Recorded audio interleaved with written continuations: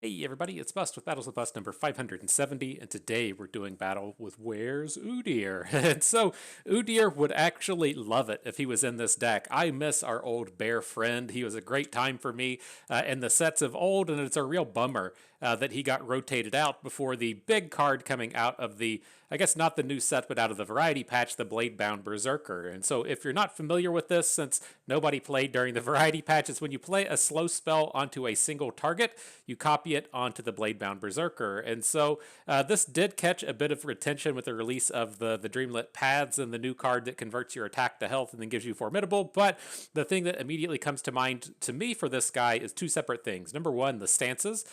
If you're not familiar with those, it's typically a part of the Udyr kit. That's why we're missing him. But you get these 3 mana slow spells that either give 2 attack and overwhelm, 2 health and regenerate, or just 2/2 across the board. And the idea that we're going to be carrying here today is that we're going to play those stance swaps onto another unit and then have it copy over to the Blade-Bound Berserker. And so the thing that I typically caution with decks like this is how bad is the deck if you don't draw the namesake card? And so is this deck still functional? Does it still do nice things if the Blade-Bound Berserker doesn't turn up? And that's where we get a little bit of help from some of the old standbys in the place of Taric. Taric has a very similar ability as to where he's able to get a single spell cast onto him and then copied onto another one. And then we also see a lot of this kind of targeting package with the addition of Morgana. And so what we would typically get is, if you imagine we have a Blade-Bound Berserker on the board, we come out and cast a Shaman's Call. That's going to put 2 stance swaps into our hand, and then we'll get to actually cast 4 spells and get 4 targets off of this, right? We cast a stance swap onto a unit, it copies onto the Blade-Bound Berserker. We cast the other stance onto a unit, copies onto the Blade-Bound Berserker. So it's a very quick and powerful way to level up Taric, who cares about targets, and also Morgana, who cares about targets. The last things to kind of kick off around with this before we dive into battle, playing a singular copy of Aphelios. He is another place that we can come out and acquire some of these slow spells from the Gifts from Beyond, Severum being the big one, passing out Lifesteal to our units, but you may also find yourself looking to pass out Overwhelm with Infernum. Otherwise, we have a bit of a stat boosting package with the Omen Hawk and the Snow Dogs, and then a bit of a late game finisher with the Mahari Aspect Ascendant. If for whatever reason we were out here loading up our singular unit with a bunch of stats and Overwhelm and it gets killed or whatever, we still have a little bit of late game in the Mahari to come in and finish off our opponent. And so that is it. That's what we're doing battle with today. Let's push that play button, see if we can't get in a good game or two. All right, so yeah, I've been having loads of fun with this. I am a huge fan of Udyr. Udyr was one of my favorite champions whenever he was around. We took him to multiple opens. I know that I day 2'd some opens with Udyr. I feel like that's a factual statement, but I initially put this deck together and played some games with it and was like, oh, this is just going to be a meme deck. We'll make a meme video with it and move on. But it would be so super powerful and just it's like super leveling Udyr that I'm actually quite interested to see how this pans out in the space of Eternal whenever that comes back up. But all right, what are we up against here? Jayce Vex, sure thing. And so the way all these games start, I'm going to look for the unit boosters like the Snow Dog and the Omen Hawk, and then I'm also going to look for the namesake, the Berserker, to see if he can't get the big build-around card out here happening early as well. Got a little bit of Udyr light here in the Hyara Allseers. Poor Gaz. They get to stick around, but their friend is no longer with us. Let's see if we can't get these dogs into combat, though. I would expect quite a big removal suite coming out of Jayce Vex. The thing that I'm kind of hoping with is you'll occasionally not play a ton of Vengeances, right? You have a large collection of 6 mana spells that you're able to come out and play, but you'll frequently find that you play things like Piercing Darkness or you play things like Shock Blast because there's not a ton of great, like really high impact important units in this meta. And so Vengeance isn't as super popular as it used to be. So I'm hoping that that's just what kind of plays out nicely here. And he doesn't have those big removals to come after us when we drop all these slow spells down. But we are going to be a little slow out of the gates. We have this double Berserker draw, but we don't have the third unit on board. And so what I'm going to do is just try and play it a little bit slow. See if we can't get this other Berserker down next turn, and then get some value out of the Hyara Allseer a few turns down the road from now.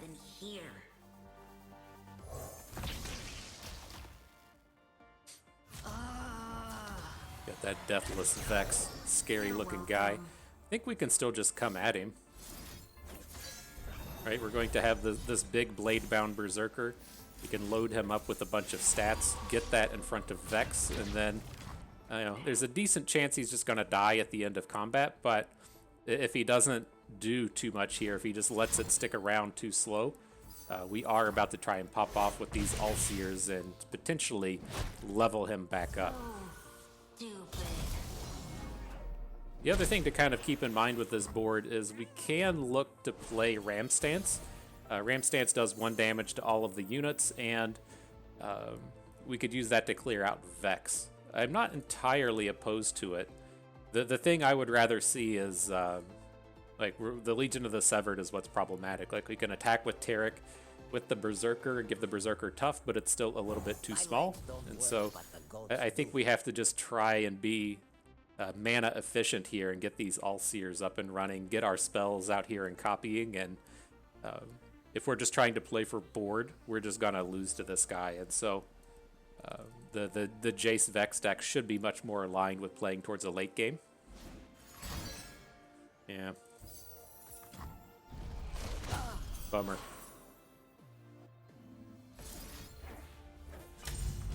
Alright, well, we'll still come in and clear out the Vex. If the opponent gets to open next turn, the game's just done. And so, pass on that.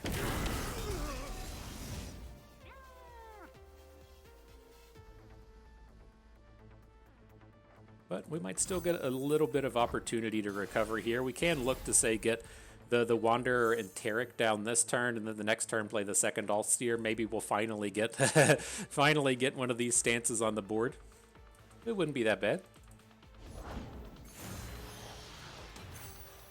Patient, cautious, and quiet. This is our way. We have to dream, right? We gotta dream.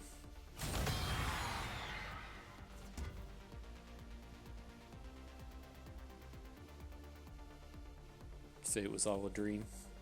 I used to read Word Up magazine. Salt and Peppa and Heavy D up in the limousine. Y'all know this one? Hanging pictures on my wall. Rap attack every day. I got some musical knowledges in me. But let's see, how do we want to go about this? We're definitely gotta protect our blade-bound Berserker. I think this is fine. We can take a little bit of damage. It is scary running up against Jayce with the potential to just get burnt out. But, I mean, we gotta have something go right in this space. That's fine. So our Berserker is going to get to survive. We'll still at least get to play the Allseer next turn and have a little bit of protection for it with an Inner Beast or a Pale Cascade. And so let's see how it goes as we pick up Bastion to finally have a little bit of protection. Oh, just doing it, huh? All right, let's get those targets. It's finally happening. It's finally coming together.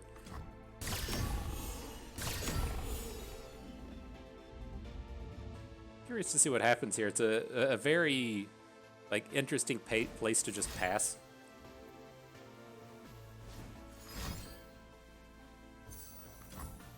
All right, I was gonna say if he sends it back to us and just banks that mountain of mana, I would be fairly okay with that, but we should still be okay to attack with the Allseer. I'm curious if we're going to be able to ram stance this board down. It's still kind of a scary board.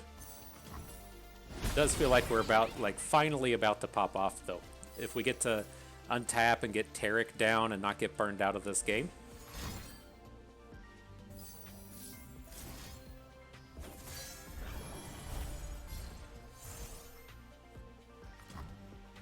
No thank you, Calling Strike.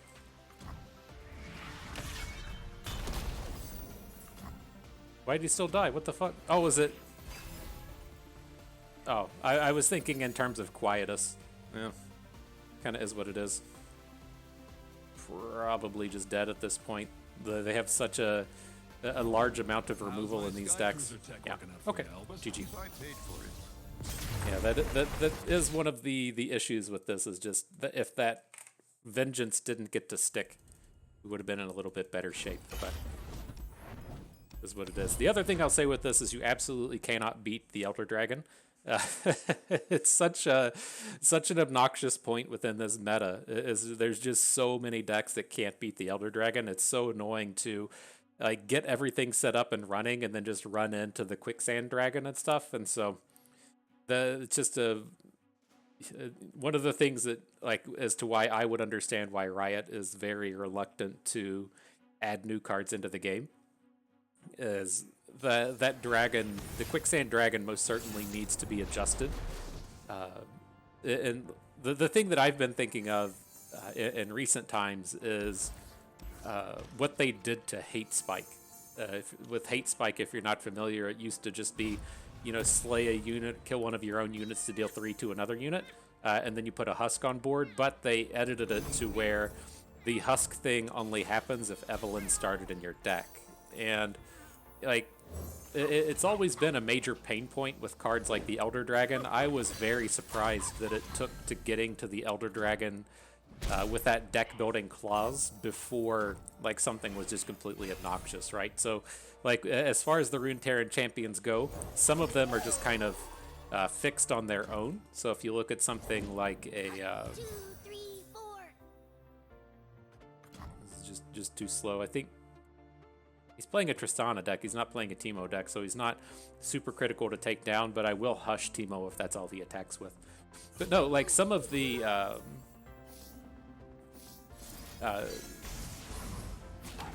Runeterran champions are just kind of like self-fulfilling, right? So if you look at Aatrox, there's not a huge kit that he can play with. The same applies to Jax. The same applies to Evelyn. They're very limited in their deck building. But when you look at these champions like Jen or a champion like Rise, as to where they're able to... God, this hand blows so much.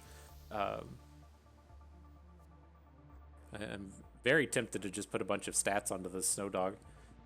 But if you look at them in the sense that I lost my train of thought, but no, the ones like Jhin and the ones like Rise, the ones like the Elder Dragon that give you kind of carte blanche in terms of what you're able to include in your deck. I'm really surprised it took to getting to the Elder Dragon for it to be a problem. The card that I always made mention of, I think this is an okay trade with Tristana. Like if he has Tristana and a 1 damage spell,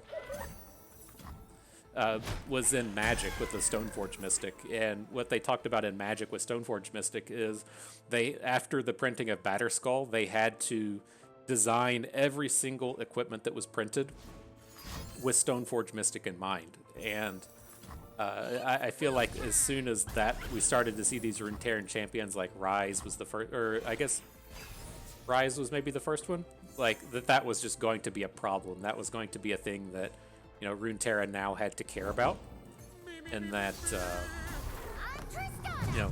every single expensive card that gets printed now has to be seen through the lens of the Elder Dragon. So if you wanted to say, what are we going to do about Saiyan Thousand Tail? It's a card that's been buffed and nerfed like 1,000 times. They had to kick it up to 7 just because of the Elder Dragon, and so now literally every single expensive card that gets printed has to be viewed through that lens of what happens when this card is now Elder Dragon eligible. And I was really surprised that Rise wasn't the first one to really cause the problems. Like having access to all of the burst spells seems exceptionally good. This is the real pain point. But now that they're not playing Balance Constructed anymore, I'm really curious how things play out in that sense. Each life a rare jewel. All right, though, bit of a bummer losing out on our Morgana. I feel like if she got to stick, we would just be completely okay. Like if we were getting to come into this turn with Morgana and Taric and the protection, then we would have been completely fine. I think this is still fairly okay. We should be getting a good Taric turn this round. This world is positively uppity downity, brother. Shatter them. Guess this is kind of an ignorable attack. We'll have to look and see if we're going to find ourselves in a spot to where we can drop the stance swap. The thing that's concerning with this board now is that if we like want to play Harsh Winds, we can't actually block Tristana. We have to play Harsh Winds defensively and then just block some of these bullshit units, and so it's a bit of a bummer in that sense, but I think that that's where we stand. God, look how much that sucks. Like, the units with 1 health are the ones that are dealing the most damage. I guess some of these other impact units are kind of higher up, but...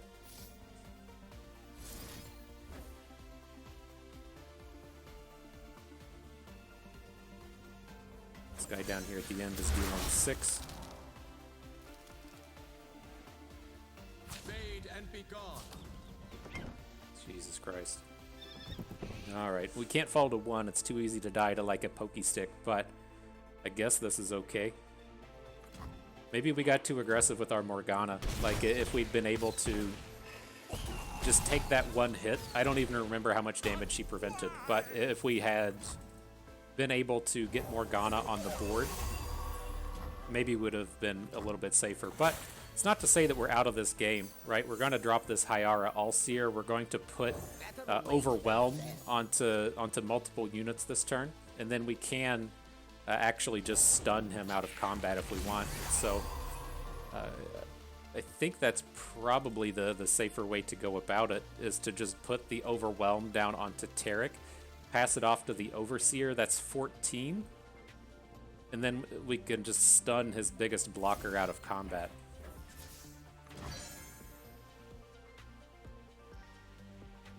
There's a handful of annoying spells you can play here, but we have to win this game this turn. If we go into the next turn, we're never winning the game, and so Unyielding. I think we got to send it this way. So we're coming in for 14, right? We can block with Tristana for a 4 health, but then we can look to Dark Binding something out of combat. Covering fire. And then if he just has the single combat or whatever, it just is what it is. Holding position.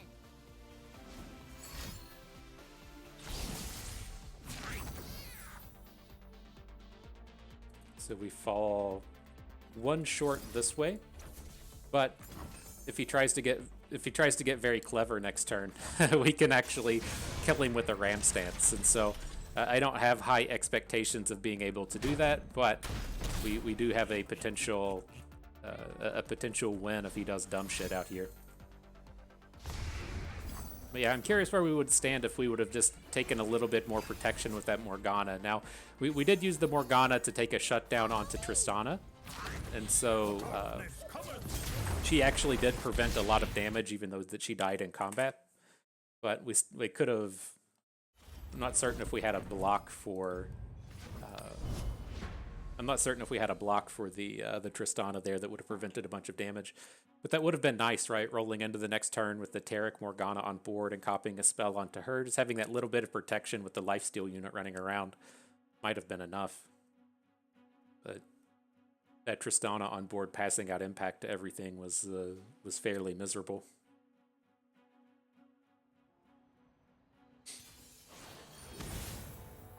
Alright, what do we got now? Up against the PZ Poro King. There, we found an Omen Hawk. That's what life's all about, isn't it? Getting those Omen Hawks on board, running around with the Allseers. I'm about it.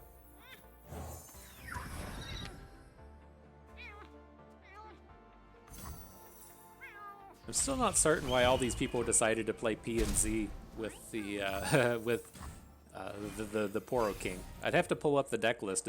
I'm pretty certain it's not a good idea, but it's what's happened. This has quickly become the most popular version of the Poro King, and so I just can't remember why they would want to do it. It's not like they're even out here playing stories.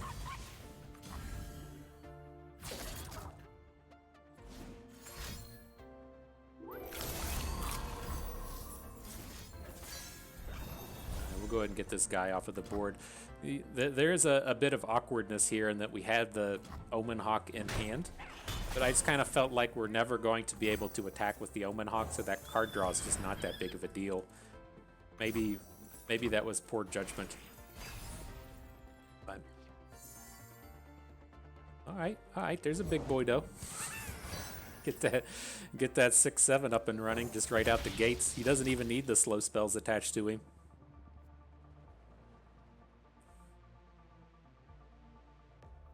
It says, oh fuck. Bust coming at me with the booms. I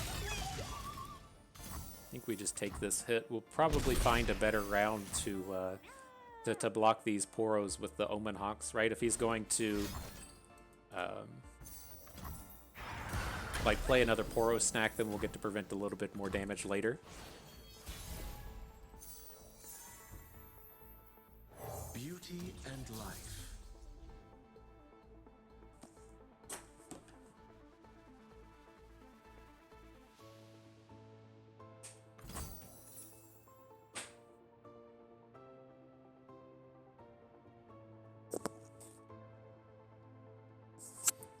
All right, here we go. Dazzling.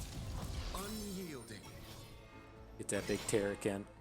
It's interesting with the Allseer, like, we really want to have two stance swaps. I'd like to start dropping the stances next turn, but we might have to wait for the triple a few turns from now.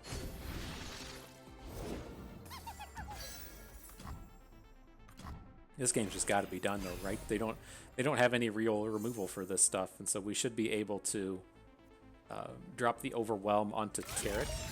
It's gonna copy onto the Berserker, and then on the next turn, we'll have access to the Bastion as well, just in case something goes weird. But I'm pretty certain this is just done. Our fate is in the mountain's winds. We can just preemptively enter Beast as well, right?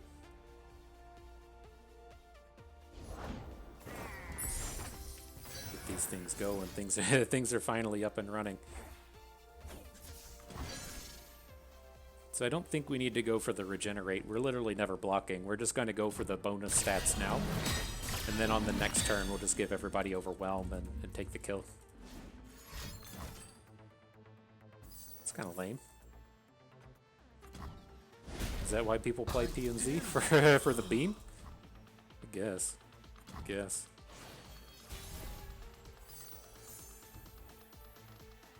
All right. It's a little bit awkward without the Taric, but I think the Inner Beast should still be okay.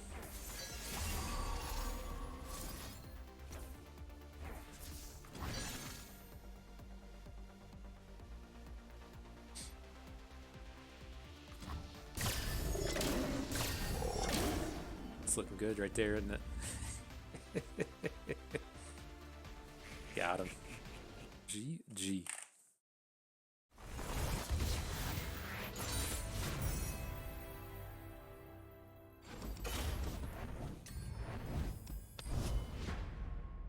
Good stuff. Didn't get the full combo, but right, you can see where that's going. If you get to cast the stance onto Taric, and then it copies to the Allseer, or it copies to the Berserker, whatever he's called, and then you attack and get to copy the spell again. Could have given all three of our units the bonus without putting the attack down. It's pretty sweet. So we'll see how this goes. I think I played against like Ashe Vex once. You typically see things like the Freylord Shadow Isles deck and assume that a bunch of stuff like Eradicate's going to be coming out. But I don't think that's entirely how this deck works. Like, the Soul Harvests aren't that surprising, but for some reason it feels like they kind of use it as a fearsome stack, to where Vex is coming down on board and then like shrinking the opposing units, as opposed to that Eradicate kind of thing that we used to see.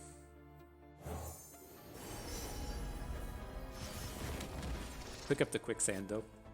We need to block a fearsome. We got the way to do it now.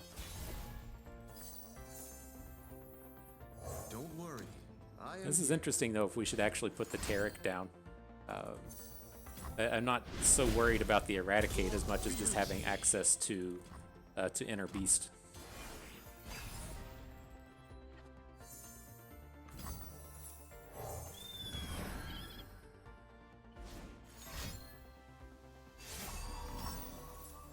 think we're still okay though. It sucks to lose out on that, but our units are still very real.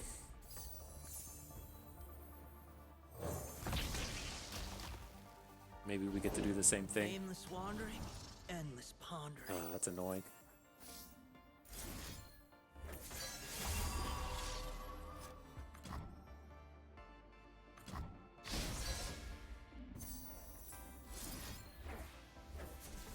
You gotta rebuild him, right? that's the option you're presented with.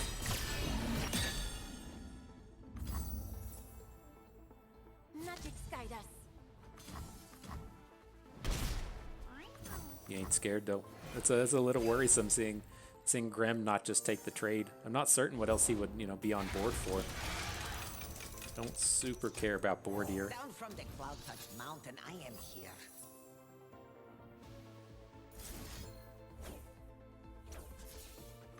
Look at that, we got our own board ear sized unit now. just takes one big boy.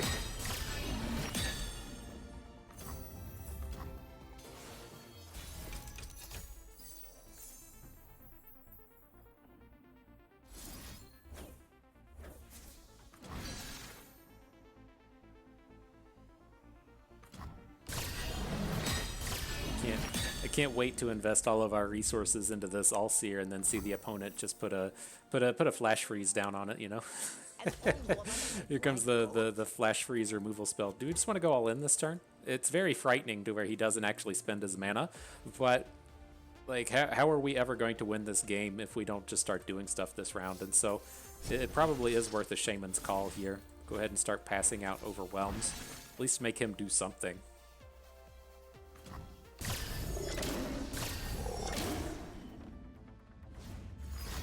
Yep, it's just like, what's realistically going to happen in that game if we don't just start going for it? Like, we're going to let him... it's fairly obvious that he has something right as to where he's just passing with all the mana up, but like, what are we ever going to draw into? What are we ever going to do that game that gets us a win? Against the opponents like 3/8/8s and the Grim. Like, you just have to have it go right. Because otherwise, I mean, we can go toe-to-toe with those units on board, but it's like what happens, like he attacks next turn and we block well and he plays a Harsh Winds and none of his units die, but ours take a huge chunk of damage, and then we try and roll into combat again next turn and make a trade. Like, there's just no way that really works out. I think you just have to be like, okay, well, maybe he just has a handful of big shit. He has a handful of Voli Bears that he can't put on the board, because even just like running into Vengeance there would have been kind of tolerable, but not great. I don't get ourselves in a final battle up against the dragons, the classic dragons. None of that Elder Dragon nonsense our opponent says. He's got the ASol Shyvanas. I don't think that Eclipse Dragon's in the game anymore. I was playing a bit of Path of Champions earlier, and you see Eclipse Dragon turn up in that, and I'm pretty certain he's out. And so it's a long road for the ASol to come on board. I think that also applies to the Dragon's Clutch. That was the other like real reason to want to come out and play Targon.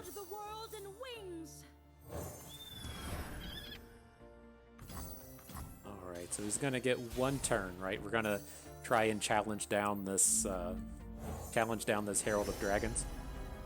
I think we want to pick up the Quicksand. Just if he comes at us with challengers or something later, we get the chance to interact with that.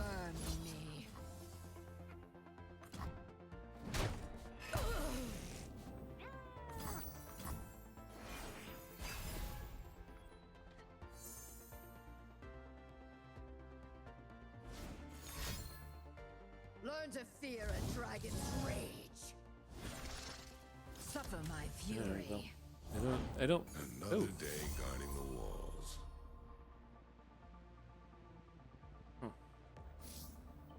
It's like I'm very tempted to like try and get the Aphelios down up and running. Maybe we just put Aphelios on the board anyways, right? Like He's just big. I know he has like the challenger options this turn. Maybe we just pass and make him combat first. Prepare for battle.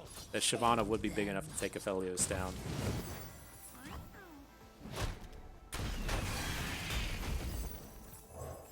You must fight for both of us. We'll see. It'll take a bit of time to get him up and running. You cannot break a shattered soul. But it's like the other half of the deck, though, right? Things are just going well with the Omen Hawks, and so it's like our hand is going just fine. We haven't even touched on the stances. We should start to be able to get the stances going after this next turn, though. Don't let them through. Rip Moon Boy.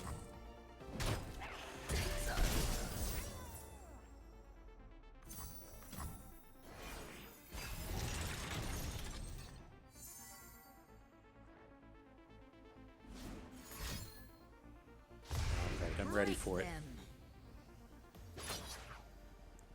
Oh, it's coming after Shyvana. Okay, that makes sense. I was like,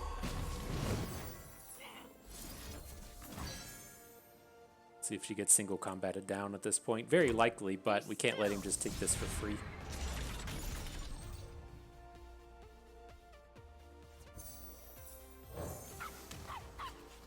Okay. Let's see where that goes. We get the chance on this next turn to Taric and Shaman's Call, so should be able to make our units pretty sizable. Uh-oh. You just want to... you got to just go for it, though, right? When you pick up the Berserker, got it all.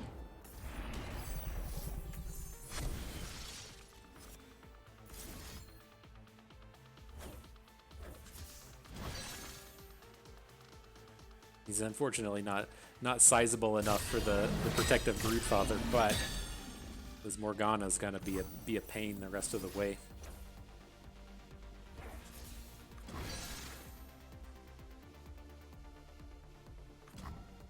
We'll go with the regenerate. He's not going to be big enough to go toe-to-toe with the Broodfather, but if he wants to block with that thing, I'm completely fine with it. Just taking it down to 1 health to where it now dies to an Omen Hawk. That feels like a bit of a win.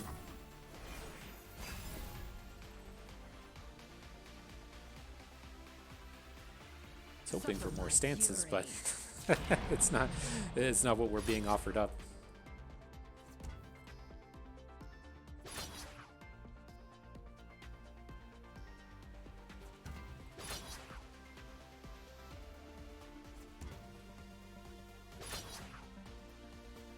It's awfully suspicious when they come at you with the Broodfather into this board. I think that we'll just take it. Holy shit! What the fuck? Wow. I guess that's one way to live life, huh? Just have fucking ASol on top of your deck. Okay, I guess. Jesus Christ. Draw the dragon directly into Aurelian Soul. I guess I was wrong about how challenging it's going to be to ramp him onto board. You just hit it with fucking Shyvana. Jesus.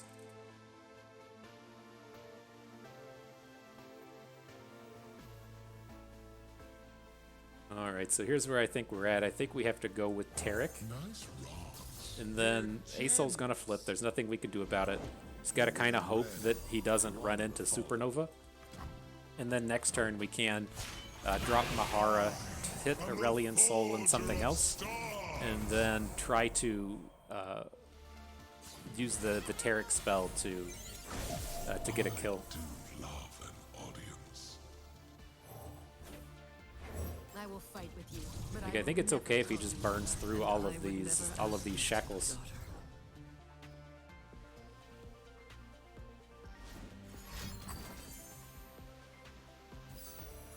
I mean, okay. Like, I don't know what else you're supposed to do in that case. Just getting raw dogged by Aurelian Soul out of nowhere, and just okay.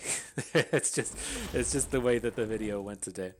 But nonetheless, we can pull it up and talk about it a little bit more. You know, it's a very interesting thing that you're able to pull off here with the. I pulled up the wrong screen. Why did it all shrink? Looks the picture looks different now. There we go. But no, you can see like when things are going right, where a lot of the power can come from. You can see how strong it gets when you have the Blade-bound Berserker on board and you're getting to double up all of these stance-based spells. It does run into some issues though. If it's a Hush heavy meta, you're going to struggle. If it's a Vengeance heavy meta, you're going to struggle. Or the real kicker to this is if it's a Elder Dragon based meta, you're going to struggle. It's just so incredibly challenging to deal with anything that comes out of the Elder Dragon.